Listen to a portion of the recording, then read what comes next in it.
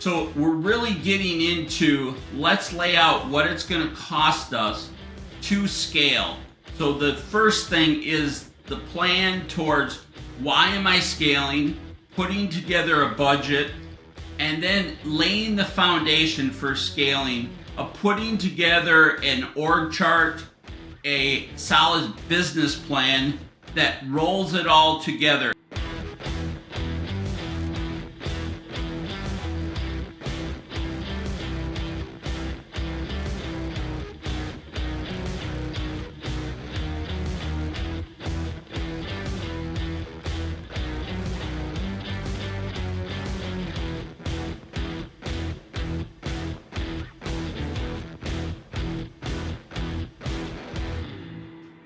Growth Point Partnership presents Partners in Growth Podcast.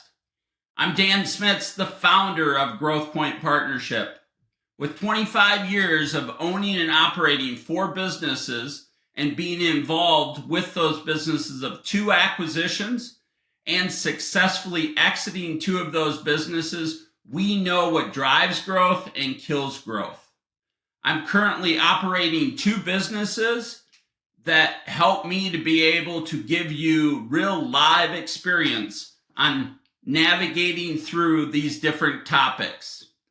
Let's dive deep into customizing your growth strategy, which will build enterprise value and put you in the driver's seat for whatever obstacles come your way. And also when you exit, you can exit successfully and on your own terms. We are entrepreneurs, hands-on experience, and we'll provide insights into the challenge and the hard work that's involved in starting and growing businesses from scratch. It's all about determination and grit. Today, in the Partners in Growth podcast, we're going to dive into successfully scaling your business. The importance of scaling for business growth is that you have to have different things in mind in a business plan, understanding how you're going to scale and what is the purpose of scaling at this point. You can just simply grow and let things organically kind of morph into whatever happens. But scaling a business to me is intentionality around putting together a business plan, knowing what you're going after for that actual scaling, and what that actually is determined of a percentage that you're looking to scale, your margins. You're really laying out the foundation for scaling. You're building a team that you're going to scale with. You explain in that business plan and throughout this process how critical the marketing and sales process is. You're trying to avoid pitfalls through this whole process. You're scaling responsibly and sustainability wise. You're making sure that you're holding true to a budget. You're scaling with different services based on what your plan is. You're actually working through kind of your own case study as to how this is developing and what are the pitfalls so you can learn from your next stage of scaling. And scaling can go on forever as long as it's intentional through this plan. So let's dive in to some scenarios that we can help you to be able to say, how do I attack a business plan regarding scaling your actual business? So defining what scaling means in the business context. So I am going to scale this business through adding on some new services, redoing my website, rebranding myself from a standpoint of how I talk about my business and what those particular services are that we're trying to mature up possibly in this scaling process, that we're trying to go after larger clients or more sophisticated clients that will allow us to be able to support a higher margin for our particular business. So we're really getting into, let's lay out what it's going to cost us to scale. So the first thing is the plan towards why am I scaling, putting together a budget, and then laying the foundation for scaling of putting together an org chart, a solid business plan that rolls it all together. And you got to have an integrator. You got to have a person that is running the overall project towards leading specific meetings. You're going to be intentional about certain types of huddles that keep you guys accountable to the scaling of the business. So discuss the significance of the hiring and retaining the right talent. So you really work in this business plan of who's on the bus, who is that salesperson, who is that integrator that I spoke about, who is the visionary of the scaling. So all of this comes together to be able to put together an effective leadership process and culture around the scaling of the business.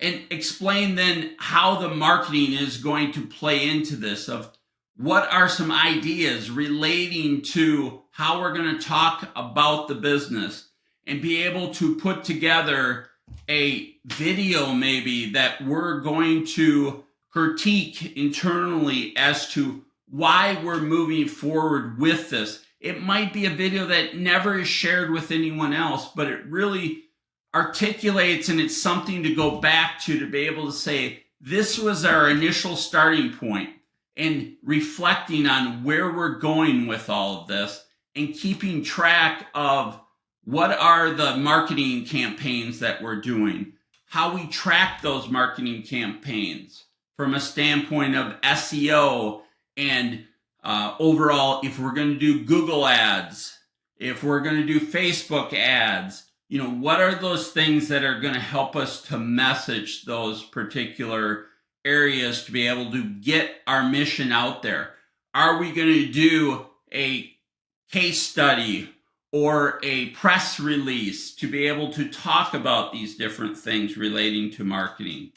And then avoiding the pitfalls, meaning making sure that we are staying on track, because there's nothing worse than when you have a plan and then the people around you, the team members, they see you not moving forward or not planning through this particular plan of executing. So they start reflecting that you are really not committed to this project. So making sure that there is that leader, and if you're that leader, making sure that come hell or high water, you are following through, and you're continually retooling and fixing anything that's in the way to make sure that you're succeeding.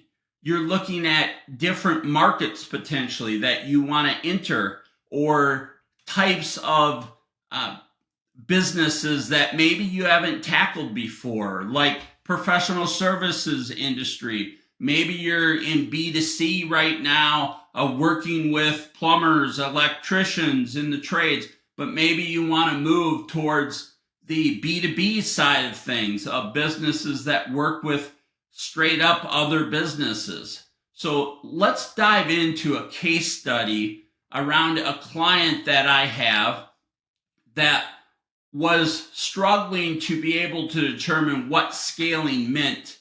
And it was because the owner of the business had been in the business for 40 years, very entrenched in the industry, and really driven towards the trade that they're in, and was really, really good at the trade.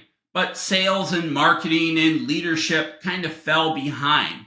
And how does this particular owner at that age, scale? They leverage people within the family to be able to really step up to the plate. And those family members have to be willing to come to the plate. And in this case, there was one particular family member that was very capable, but the business owner just was not allowing that person to really be at the helm. So that person was promoted to being the COO and really took an active role towards marketing and sales, joined networking groups, put together a sales presentation process. They had a showroom. They would have people that you go to their house. They're in the trades, that they would go through this process of selling a product and service relating to their business. So that particular COO that was a family member took the role on of scaling the business. And the business owner came alongside because he saw that there was so much energy behind this person and the plan. And then the other people that were on the bus, because his ultimate goal is to be able to step away or transfer that business to the family members at some point. So once that COO started getting leverage behind what they were doing, it really started to catapult. And I came alongside of them to help them through this process as I've scaled several businesses.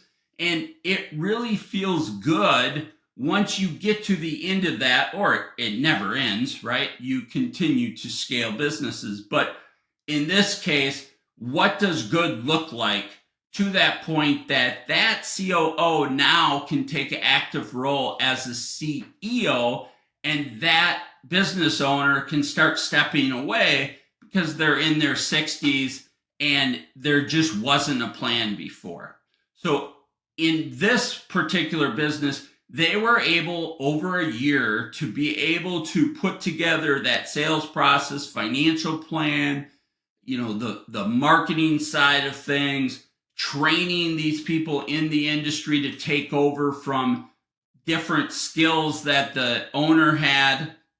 And this COO put together and orchestrated this whole process to be able to consistently every month see a plan towards success of continuing to see those numbers growing.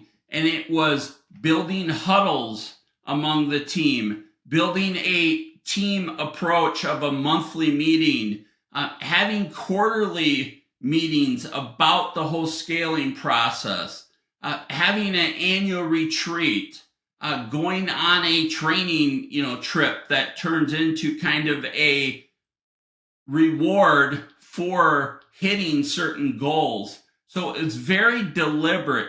And now that business is continuing to grow. The COO is becoming the CEO, as I mentioned, and it just continues to move in a positive direction.